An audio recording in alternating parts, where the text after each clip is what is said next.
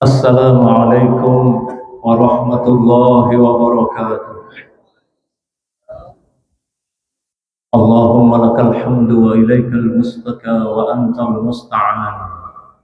La hawla wa la quwwata illa billahil aliyyil azim. Bismillahi ma sya'allah. La yasuqul khaira illallah. Bismillahi ma sya'allah. La yasrifus su'a illallah. Bismillahi ma sya'allah. Ma kana min ni'matin famin Allah. Bismillahi ma sya'allah. La hawla wa la quwwata illa billahil aliyyil azim. Segala puji hanya milik Allah Subhanahu wa ta'ala yang menggenggam langit dan bumi beserta segala isinya, yang menghidupkan dan mematikan manusia, yang senantiasa mencurahkan nikmat dan karunia-Nya kepada kita semua. Semoga dengan nikmat yang Allah berikan kepada kita menjadi hamba-hamba Allah yang pandai bersyukur. La in syakartum la azidannakum wa la in kafartum inna 'adzabi lasyadid. Salawat serta salam kita aturkan kepada junjungan alam Nabi kita Nabi besar Muhammad sallallahu alaihi wasallam yang telah membimbing kita untuk mengenal agama Islam, agama yang diridhai oleh Allah Subhanahu wa taala. Semoga di akhir hayat kita kelak Allah wafatkan kita semua dalam keadaan Islam. Yang sama-sama kita hormati para pengurus masjid, para asatidz, para tokoh agama, tokoh masyarakat. Singkatnya hadirin hadirat yang berkesempatan hadir pada malam ini, semoga Allah Subhanahu wa taala meridai kita semua, memberkahi pertemuan kita dan mengampuni dosa-dosa kita. Qala ta'ala fi kitabihil karim, Bismillahirrahmanirrahim. Inna a'tainakal kautsar fasholli li rabbika wanhar. Inna syani'aka huwal abtar. Wa qala aidan, alam tara ilal ladzina baddalu ni'matallahi kufran wa ahallu qaumahum daral maut. Jahannama yaslawnaha wa bi'sal qarar. Wa ja'alu lillahi andadan liyudillu 'an sabilihi. Qul tamatta'u fa inna masirakum ilan nar. Wa qala aidan, fa bi ayyi ala'i rabbikuma tukadziban. Wa qala an-nabiy sallallahu alaihi wasallam, man kana yu'minu billahi wal yawmil akhir falyaqul khairan aw liyasmut. Wa qala aidan, man salaka tariqan yaltamisu fihi 'ilman sahhalallahu lahu tariqan ilal jannah. Wa qala aidan, man kharaja fi talabil 'ilmi fa huwa fi sabilillah hatta yarji'a, aw kama qala an-nabiy sallallahu alaihi wasallam. Bapak Ibu yang dia hormati, malam ini kita akan mengenang dan mengenal surat yang sangat pendek di dalam Al-Quran yang dikenal dengan surat Al-Kautsar. Tetapi walaupun pendek, memiliki makna yang sangat luas dan dalam. Kita mulai dari asbabun nuzul, sebab-sebab diturunkan surat ini. Ada banyak pendapat para ulama mengenai latar belakang diturunkannya surat Al-Kautsar. Yang yakin surat Al-Kautsar ini semua kita hafal. Mari kita coba melihat bagaimana asbabun nuzul daripada surat ini. Versi pertama, ayat ini diturunkan oleh Allah, diturunkan di Mekah. Ada versi kedua diturunkan di Madinah. Terlepas dari dua versi ini, yang jelas Al-Kautsar menjadi bagian surat yang sangat indah bagi kehidupan kita.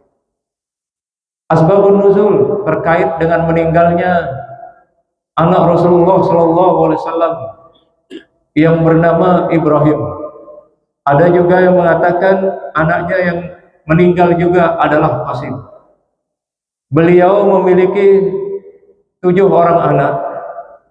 Anak yang laki-laki namanya Abdullah, yang kedua namanya Qasim, dan yang ketiga namanya Ibrahim.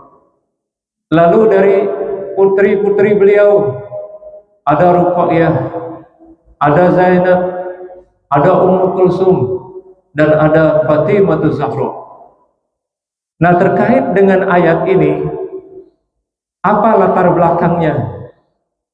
Sebagian besar riwayat, Anas bin Malik, salah satu pembantu baginda Rasulullah Shallallahu Alaihi Wasallam, mengunggah, menampilkan dari asbabun nuzul daripada surat Al-Kautsar ini, meninggalnya anak baginda Rasulullah Shallallahu Alaihi Wasallam yang bernama Ibrahim. Begitu meninggal, orang-orang kafir Quraisy itu mencela, mencaci, memfitnah baginda Rasulullah Shallallahu Alaihi Wasallam. Apa fitnahan-fitnahan, apa ocehan orang-orang kafir itu? Ya Muhammad, engkau sudah tidak lagi punya keturunan. Makanya kebiasaan orang-orang kafir Quraisy, kalau ada orang yang meninggal dunia, dia ada orang anaknya meninggal dunia, maka dinamai dengan Al-Abtar. Makanya di ujung ayat itu kita temukan di situ, inna syani'aka huwal abtar. Apa makna daripada itu? Orang yang meninggal anaknya itu dinamai oleh orang-orang kafir Quraisy disebut dengan Al-Abtar. Nah, kemudian beliau ada riwayat kedua. Beliau sedang menunduk, kemudian menangis, lalu kemudian mengangkat kepalanya dan tersenyum.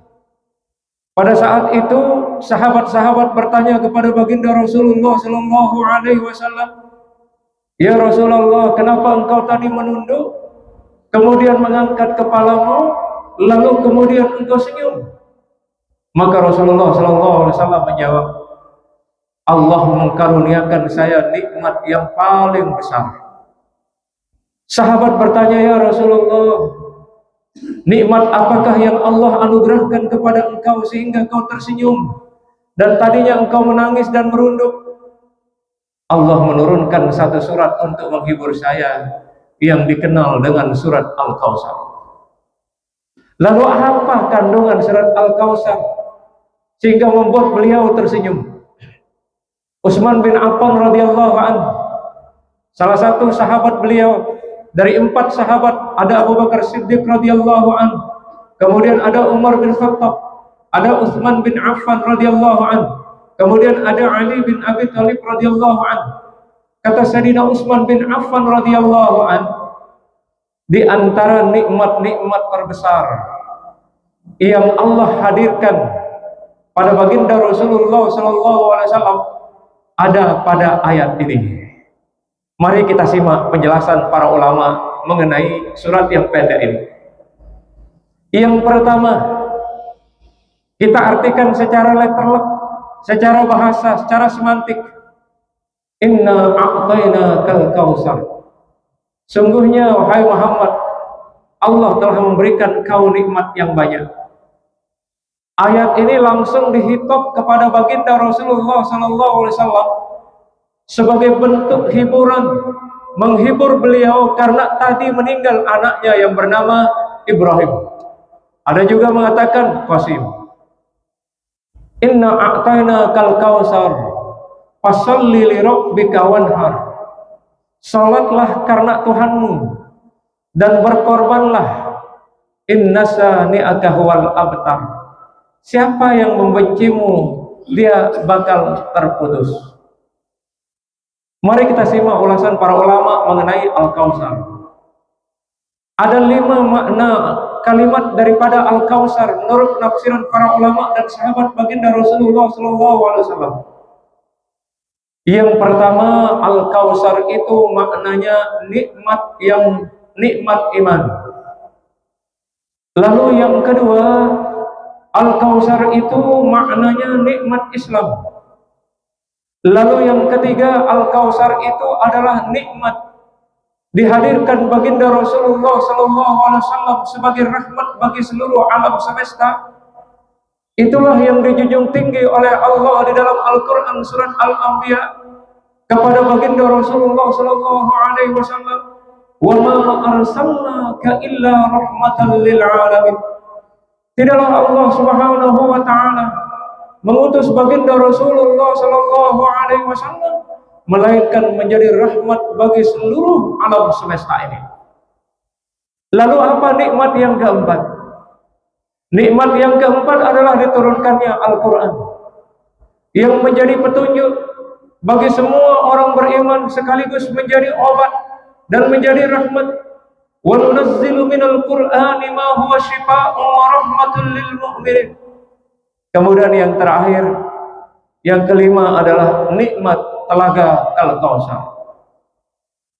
Ini panjang penjelasannya. Kita mulai dari nikmat iman. Rasulullah SAW mendefinisikan iman itu apa? Kata beliau dalam kitab Tanqihul Qaul Syarah Lughahul Hadis oleh Imam Jalaluddin As-Sayuti, "Al-imanu uryanu wa libasut taqwa wa zinatul haya wa samaratuhu al-'ilm." Iman itu, kata Rasulullah SAW, iman itu adalah suatu hal yang telanjang. Wa libasut taqwa, pakaiannya adalah takwa. Wa samaratuhu, dan buahnya adalah ilmu pengetahuan. Jadi iman itu, kata baginda Rasulullah SAW, al-iman uryanun wa libasut taqwa wa zinatul haya. Pakaian dari iman itu adalah takwa. Kita tidak cukup menjadi orang yang beriman, tidak hanya mendeklarasikan diri kita beriman kepada Allah, beriman kepada malaikat Allah, beriman kepada kitab Allah, beriman kepada Rasul Allah, beriman kepada qada dan qadar Allah, dan beriman kepada hari kemudian. Tapi lebih dari itu adalah bagaimana mengaplikasikan iman ini untuk menjadi manusia-manusia yang takwa. Dan takwa ini menjadi puncak tertinggi strata sosial di hadapan Allah Subhanahu wa taala. Dan takwa ini menjadi bekal terindah bagi setiap kaum muslimin. Apa kata Allah Subhanahu wa taala? "Wa tazawwadu fa inna khairaz zadi taqwa wattaqun ya ulil albab." Berbekallah kalian. Ini kita secara umum diperintahkan oleh Allah untuk semua orang-orang yang beriman, untuk membawa suatu bekalan, membawa suatu takilan, membawa sangu. Untuk kemana kita bawa takwa ini? Kita bawa untuk menghadap Allah Subhanahu wa ta'ala. Inilah yang disebut dengan pakaian daripada iman itu sendiri. Kemudian juga dalam ayat lain Allah katakan, "Wa libasut taqwa dzalika khair." Banyak kata-kata takwa di dalam Al-Quran, dan setiap Jumat itu kita selalu diingatkan, ittaqullah, ittaqullah, ittaqullah. Setiap khatib selalu mengumandangkan kalimat ini. Tak henti-hentinya kita diajak, karena takwa itu adalah jalan menuju keselamatan. Dan orang-orang yang bertakwa itu sudah divonis oleh Allah untuk menjadi penghuni surganya Allah. Wasiqal ladzina taqaw rabbahum ila jannati zumara. Orang-orang yang bertakwa itu akan didorong secara bergelombol untuk masuk ke dalam surganya Allah Subhanahu wa taala. Maka iman itu, kata Rasulullah SAW, suatu hal yang telanjang, yang kemudian pakaiannya adalah takwa. Kemudian perhiasannya adalah malu. Malu untuk tidak sholat, malu untuk tidak berbuat baik. Jangan salah, kalau pergi ke masjid malu, pergi ke musola malu, pergi mengaji malu. Ini salah kaprah, bertentangan dengan nilai-nilai keimanan seseorang. Di mana letak kita malu? Malu ketika menyebut kejelekan orang, malu ketika kita menggibah, malu ketika kita tidak pergi ngaji, malu ketika kita tidak berbuat baik. Jadi orang beriman itu dihiasi dengan rasa malu. Malu di taman makan, malu di tempat-tempat terbuka makan. Itu juga bagian. Jadi orang beriman itu nggak sembarangan, tidak sembarangan tempatnya duduk, tidak sembarangan tempatnya pergi, dan tidak sembarangan melakukan hal-hal yang tidak baik. Maka orang beriman itu dia memiliki perhiasan yang sejati, namanya malu. Kemudian buah dari iman itu adalah ilmu. Bagaimanapun tinggi ilmu kita, kita sudah mencapai gelar profesor, tapi iman tidak ada, maka itu akan membuat orang menjadi hancur. Luwe dengan si atas ilmu lebaran, dia mampu menemukan teknologi canggih, menemukan pertanian yang canggih, menemukan kemajuan dan peradaban yang canggih di alam semesta ini. Tapi karena mereka tidak ada iman bersemayam di dalam jiwa mereka, maka begitu dia sulit menemukan sesuatu yang diinginkan, dia frustasi, dia galau, dia depresi, karena dia tidak tahu kemana dialihkan ilmu pengetahuan itu, kemana landingnya ilmu pengetahuan itu, di mana muaranya ilmu pengetahuan. Makanya tidak heran di negara-negara barat yang maju, banyak ilmuwan-ilmuwan yang begitu sampai ilmunya sudah mampu mengadakan riset-riset yang canggih, tapi pada akhirnya mereka bunuh diri. Kenapa? Karena dia tidak tahu dari sumber ilmu itu, tidak ada iman. Makanya iman itulah yang menjadi kendali ilmu kita. Setinggi apapun ilmu kita, gak ada gunanya kalau gak ada iman. Sebaliknya, kita punya iman yang kuat, tapi ilmu gak ada. Kita tidak tahu cara sholat, kita tidak tahu cara puasa, kita tidak tahu cara berzakat, maka itu juga kandas. Jadi iman dan ilmu itu disandeng oleh Allah, sebagaimana Allah unggah di dalam Al-Quran surat Al-Mujadalah. Ya ayyuhalladzina amanu idza qila lakum tafassahu fil majalis fafsahu yafsahillahu lakum wa idza qila ansuzu fansuzu yarfa'illahu alladzina amanu minkum walladzina utul ilma darajat, ila akhiril ayat. Dalam potongan ayat ini Allah mengumumkan bagi orang yang beriman dan berilmu pengetahuan akan diangkat derajatnya. Kata Imam Abu Hamid Hujatul Islam Muhammad bin Muhammad Al-Ghazali At-Tusi di dalam kitab Ihya Ulumuddin, orang yang seberapa derajatkah diangkat derajatnya oleh Allah? Banyak kata-kata darajat di dalam Al-Quran. Di antaranya ini surat Al-Mujadalah, kemudian kita temukan kata-kata darajat juga dalam surat Al-Anfal. Ulaika humul mu'minuna haqqan lahum darajatun inda rabbihim. Jadi orang beriman itu disanding dengan hadiah yang besar, dengan bonus dari Allah yang berupa darajat.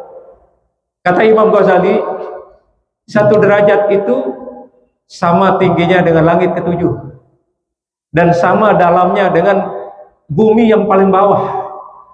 Kalau orang berjamaah sholat itu kan sudah diumumkan oleh baginda Rasulullah SAW akan mendapat 27 derajat. Nah, kalau kita mengambil pendapat Imam Abu Hamid Hujatul Islam Muhammad bin Muhammad Al-Ghazali At-Tusi itu, berarti kalau satu derajat sama tingginya dengan langit ketujuh dan sama dalamnya dengan bumi ini, kalikan saja. Subhanallah. Makanya jangan lewatkan momen-momen terindah. Isi masjid ini, sayang masjid ini besar tapi gini-gini aja isinya. Di mana letak kesadaran kita? Padahal Nabi mengatakan ada 3 benteng terkuat orang beriman.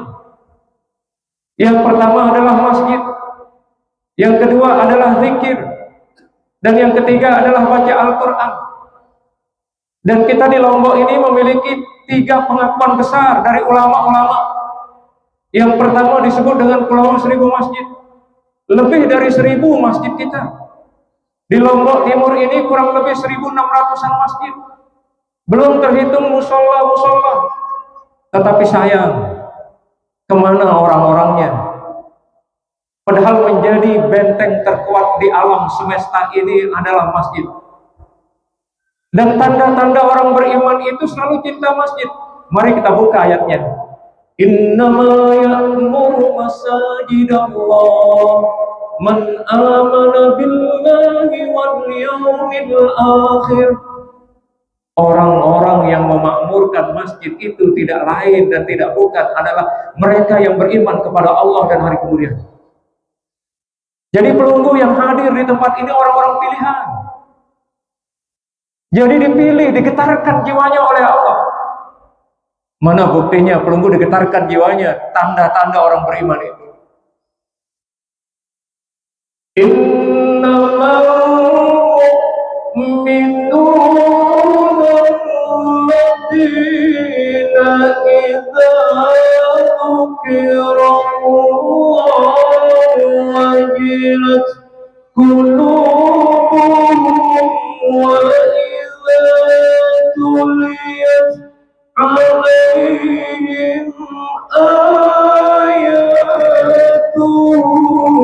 zadatuhum imanan wa ala rabbihim yatawakkalun. Ini ada tanda, Bapak Ibu. Jadi masjid yang begini besar dan tepatnya di kabupaten hanya ini aja. Padahal Allah sudah memberikan janji-janji yang indah, yang sudah pasti. Dan apa kehebatan orang masuk di dalam masjid? Ini masih kaitannya dengan orang beriman. Seindah-indah tempat di alam semesta ini, itu adalah masjid. Hatta kata Rasulullah SAW, masjid itu kayak sarang burung besarnya. Tapi jauh lebih indah dari segala hotel-hotel yang berbintang. Apa yang membuat masjid itu menjadi indah bukan hanya ornamen arsitekturnya, bukan hanya catnya dan lampu-lampu hiasnya, bukan pelafon-plafonnya, tapi yang menyuruh dia indah di permukaan bumi ini menjadi terminalnya malaikat Allah di muka bumi ini. Kalau ada orang di dalam masjid berarti dia telah hadir di terminalnya malaikat. Dan para malaikat-malaikat Allah itu tidak tinggal diam bagi orang-orang yang ada di dalam masjid. Apa kata malaikat ketika ada menjumpai banyak orang di dalam masjid? Ya Allah, si fulan ini sedang ada di rumahmu ya Allah. Turunkan ampunan buat si fulan. Berikan ampunan buat si fulan. Tidak hanya itu saja. Ya Allah, titipkan rahmat buat mereka. Titipkan keberkahan buat mereka. Dan malaikat itu mengaminkan setiap orang yang bermunajat di dalam masjid. Makanya kata ulama, kalau mau doa kita cepat diijabah, cepat diterima, jangan tinggalkan masjid, jangan jauh-jauh dari masjid. Dan itu salah satu bukti you adalah orang-orang beriman. Ada orang berpendapat ngeles, dimanapun kita sholat, kita udah ditahu betul. Nabi hijrah dari Mekah ke Madinah, yang pertama kali beliau bangun bukan membangun pasar, bukan membangun hotel, akan tetapi beliau bangun Masjid Kuba. Kenapa masjid bangun? Sebagai tempat persatuan dan kesatuan umat Islam di bawah kolong langit ini. Makanya selesai bangunan Masjid Kuba, beliau beranjak pergi ke Madinah, mampir di salah satu rumah sahabat yang bernama Abu Ayyub Al-Ansori. Kemudian beliau juga membangun Masjid Nabawi. Setelah jadi Masjid Nabawi, lahirlah yang disebut dengan Piagam Madinah. Apa Piagam Madinah? Persatuan dan kesatuan umat Islam. Jadi kalau mau maju dunia ini, kata para ulama, sebagaimana Rasulullah membangun peradaban dunia 13 tahun di Mekah, 10 tahun di Madinah, apa yang beliau bangun? Masjid. Kenapa masjid? Mencetak jiwa-jiwa manusia supaya tunduk kepada Sang Khalik, menundukkan jiwa-jiwa manusia kepada Zat yang maha menggenggam alam semesta. Yang kedua, membebaskan manusia dari keterbudakan, membebaskan jiwa manusia supaya tidak terpuruk dan tidak kaku dalam mengembangkan diri di alam semesta ini. Makanya Nabi mengatakan kepada para sahabatnya, antum a'lamu bi umuri dunyakum, kalian lebih paham tentang urusan-urusan dunia.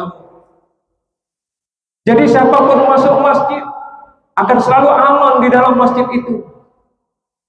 Dari manapun latar belakang kelompoknya, organisasinya, golongannya, kalau sudah masuk masjid, satu tujuan kita, sama-sama ruku, sama-sama sujud untuk menghadap ridho Allah, mengharap ridho Allah Subhanahu wa ta'ala.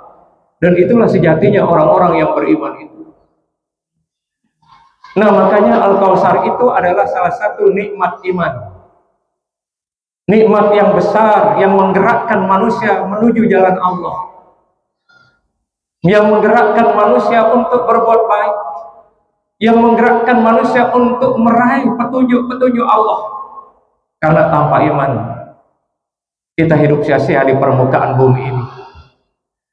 Makanya kalau mau kuat iman, sering-seringlah datangi masjid, majelis ta'lim, majelis zikir, majelis sholawatan, majelis silaturahim, maka akan bertambah keimanan kita. Lebih-lebih kata Allah, dalam tempo yang sesingkat-singkatnya untuk mengecas iman ini, sebagaimana tadi di surat Al-Anfal itu disebut oleh Allah, ketika dibaca ayat Al-Quran maka bertambah imannya. Maka jangan jauh-jauh dari Al-Quran, karena dia adalah petunjuk yang jelas, yang nyata, yang akan menyelamatkan kita, yang akan mengantarkan kita menuju kebahagiaan lahir dan batin, dunia dan akhirat. Sekali lagi, masjid, sayang 1000 pulau masjid, pulaunya diisi dengan masjid-masjid jarang. Saya yakin kalau semua umat Islam perhatiannya ketika ada waktu rame-rame ke masjid, meninggalkan aktivitasnya, maka Lombok Timur ini akan menjadi daerah yang aman, yang maju, yang tenteram, penuh dengan kekeluargaan dan persaudaraan. Kenapa? Karena kata Rasul, benteng terkuat orang beriman itu ketika mereka kembali ke masjid. Sebagaimana Rasulullah membangun peradaban dunia ini melalui masjid. Lihat sahabat-sahabat beliau kumpul di masjid. Sampai hari ini masjid beliau, Masjid Kuba, Masjid Nabawi yang beliau bangun tidak pernah sepi dari orang-orang yang sujud di tempat itu. Akhirnya bumi itu penuh dengan berkah. Akhirnya bumi itu penuh dengan kedamaian. Akhirnya bumi itu penuh dengan kemajuan. Dulu kalau kita membaca sejarah Selaparang, ada ajaran yang diterapkan oleh raja namanya Surya Alam. Ada beberapa versi Islam ini masuk di Lombok pada abad ke-16 yang dibawa oleh Sunan Prapen, anak dari Sunan Giri. Ajaran Surya Alam ini sejatinya Lombok ini adalah penganut syariat Islam. Di kala itu, namun seiring dengan perkembangan waktu, kita dijajah sama Bali 140 tahun. Belanda pernah menjajah Indonesia secara umum 300 tahun. Jepang menjajah Indonesia itu 50 tahun. Artinya 3,5 abad. 300 tahun Belanda, 50 tahun Jepang, 150 tahun Bali. Disitulah keadaan umat Islam tidak menentu. Nah, akan tetapi Lombok ini tegak, tidak hanya digelari dengan 1000 pulau masjid, tapi ada 3 gelarnya. Ini saya temukan dari ulama Banten yang dulu pernah hadir di rumah, meminta tiang mendampingi dia untuk mencari masjid-masjid tertua di Lombok ini dan makam-makam kuno yang ada di Lombok ini. Beliau mengatakan masjid Lombok ini tidak hanya 1000 pulau masjid, tetapi adalah serambi Masjidil Haram. dan Lombok ini adalah 1000 para wali. Ini kita bisa buktikan dengan ketaatan kita beragama yang menjadi benteng terkuat bagi orang yang beriman. Tapi seiring dengan perjalanan waktu, ajaran surya alam yang dulunya kita penganut syariat Islam di mana penduduknya aman, damai, santosa. Karena kita juga pernah diserang oleh Sulawesi, pernah kita masuk Sulawesi, menguasai Lombok, makanya banyak daeng-daeng. Nah, kalau kita lihat ulama-ulama dari Aceh yang membawa, yang menyebarkan Islam, ada namanya Syekh Nuruddin Arnamiri yang lahir pada tahun 1600. Kemudian juga ada namanya Syekh Abdul Rauf As-Singkli yang lahir pada tahun 1616. Kemudian juga ada Syekh Arsyad Al-Banjari yang lahir pada tahun 1710.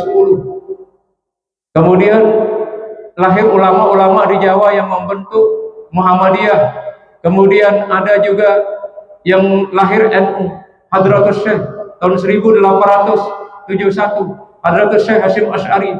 Kemudian Kiai Ahmad Dahlam 1868.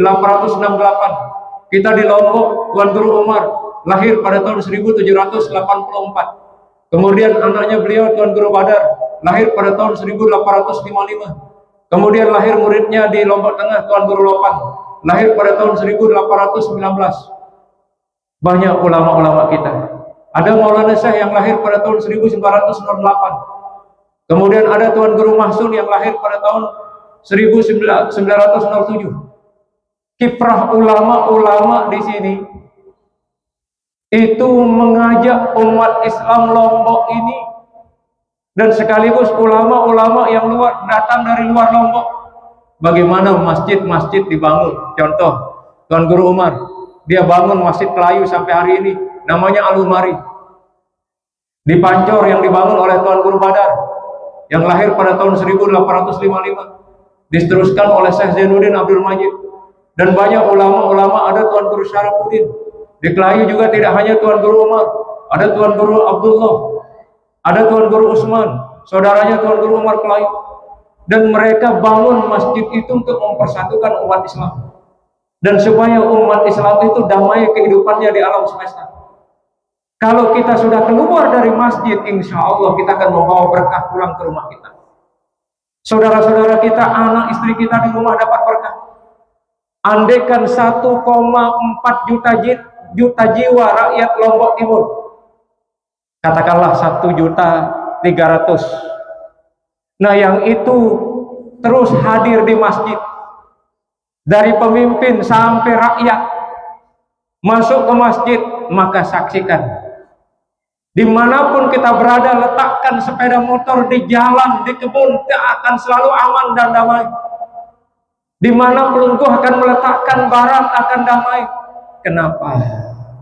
Karena jiwa-jiwa orang Lombok Timur telah merdeka, telah bertauhid, dan telah kuat keimanannya. Tetapi kalau kita jauh, maka sulit kita akan mendapat berkah janji Allah. Ini yang manusia tidak mau. Padahal kalau Allah berjanji, itu apanya yang kita ragukan, Bapak Ibu? Apanya yang kita ragukan?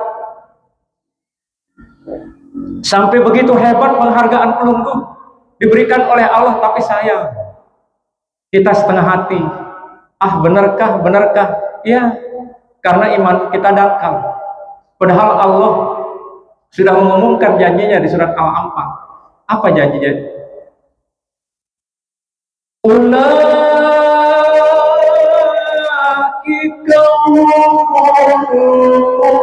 mu'minuna haqqan lahum darajatun inda rabbihim wa maghfiratun wa rizqun karim.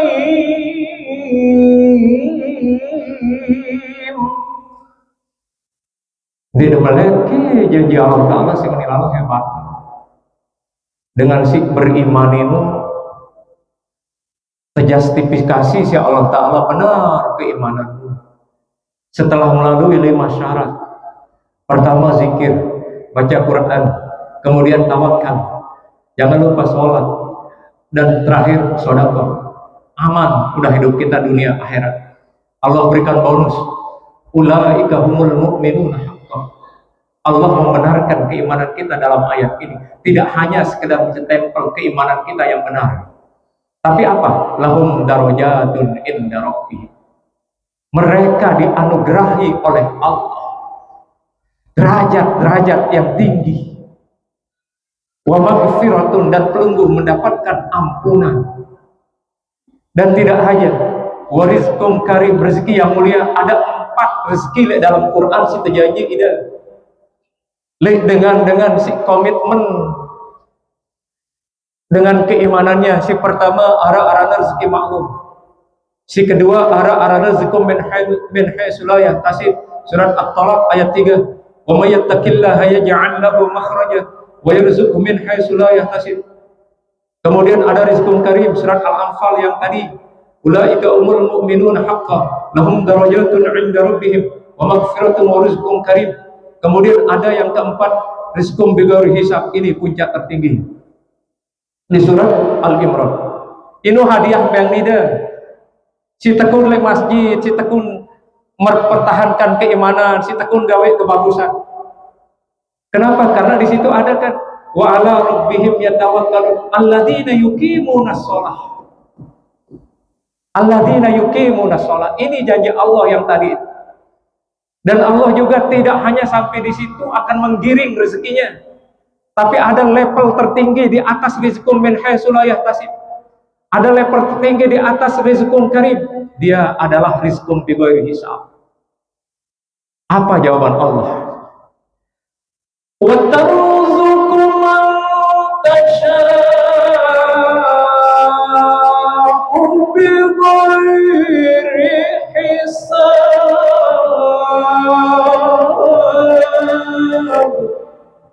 Ya Allah, kalau ini tidak mampu dikotak-katik oleh manusia, tidak mampu dikalkulasikan oleh alat manapun yang canggih rezeki ini, tanpa dihisap. Bagi siapa?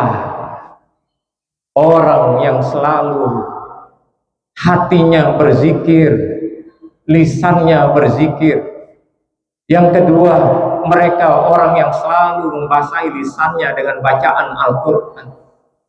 Yang ketiga, mereka yang bersandar kepada Allah. Janji Allah, wa may yatawakkal 'ala Allah fa huwa hasbuh. Saya bersandar le aku, kata Allah. Si bertawakal gen kunyuku pange, apa juga si melena, apa juga kebutuhannya lagu kita. Ndek yakin, kurang yakin.